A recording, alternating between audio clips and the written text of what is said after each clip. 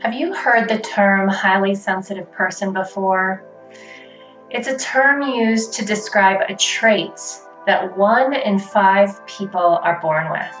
This term was coined by Dr. Elaine Aron.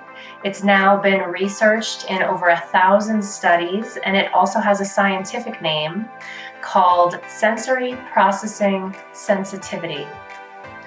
So to know if you're a highly sensitive person, consider whether you relate to this acronym. The acronym DOES, D-O-E-S, describes the characteristics of highly sensitive people. D stands for depth of processing.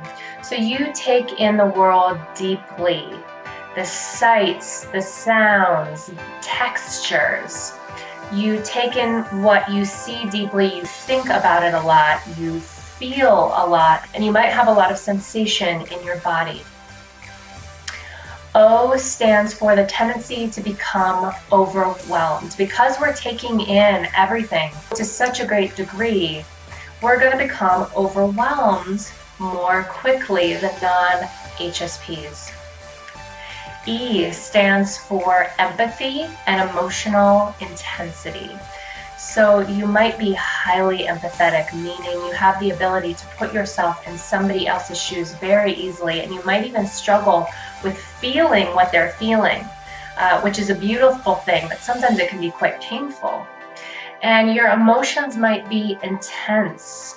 We highly sensitive people actually have more brain activity going on than non-HSPs, and that brain activity is processing all these emotions that we're having.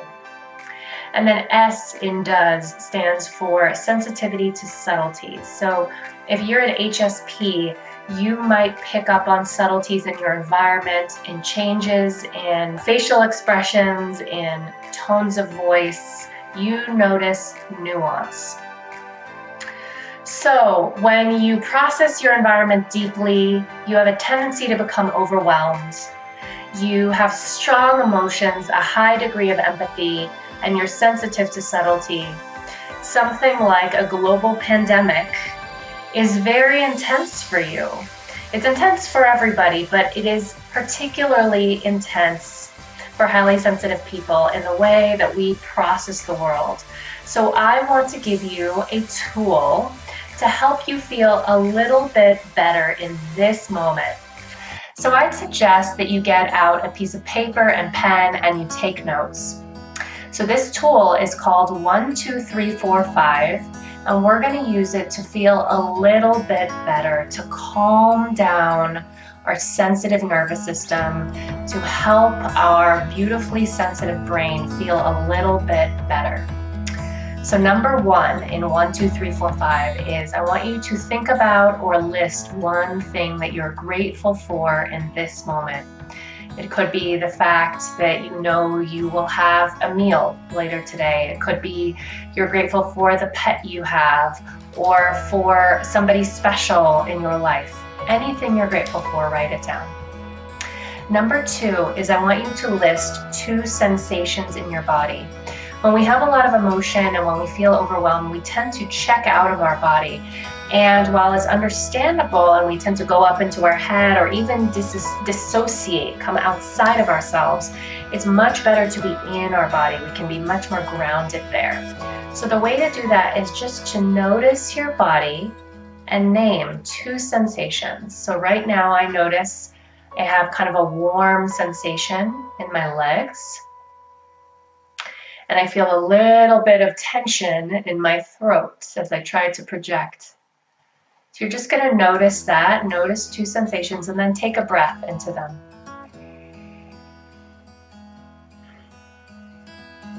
And let your body relax if it would like to. Okay. Number 3 is I want you to write down 3 pleasurable activities that you can do today. These can be anything. Keep it very simple. Could be taking a bath, going for a 5 to 10 minute walk, petting your dog or cat, spending some time with a partner or a child, watching something funny on YouTube or Netflix, anything that's going to make your day just a little bit better. Write it down. Number 4 is I want you to list out 4 encouraging statements. So now we're talking about our thoughts. Our thoughts are so busy as highly sensitive people, and we really like to go into the future and project all these what ifs, and we like to worry. And while that's understandable, it's not helpful and it drives our anxiety. So when we can bring in some really positive, supportive thoughts, that can be very helpful in calming our nervous system. So some examples of supportive thoughts would be, I will get through this. We will get through this. It'll be okay.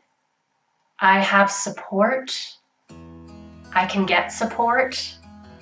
Right now, I'm safe. Right now, I'm okay. So those are just some examples, but I'd like you to make up with 4 supportive statements that you can have with you today and use anytime you're needing some encouragement. And then last, I'd like you to take 5 deep breaths with me and just feel whatever is right now. That might be body sensations, that might be emotion, but I'd like you to be inside yourself and just allow whatever is there to come up and to be present.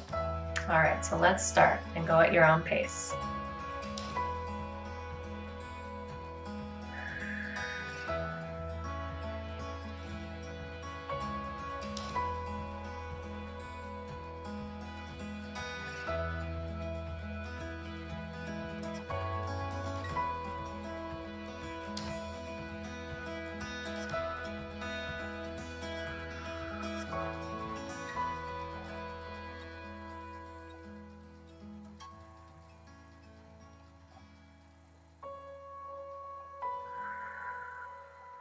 And one more. And then let it all out.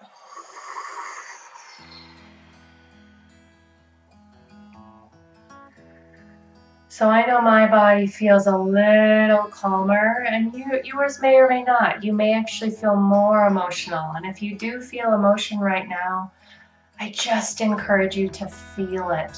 The best thing you can do is feel your feelings, and then they will flow. They'll intensify, and then over time they will come down. It's the best thing you can do.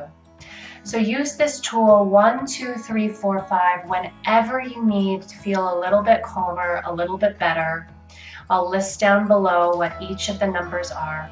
And more than anything, I hope you will be kind and gentle with yourself during this time. Take care.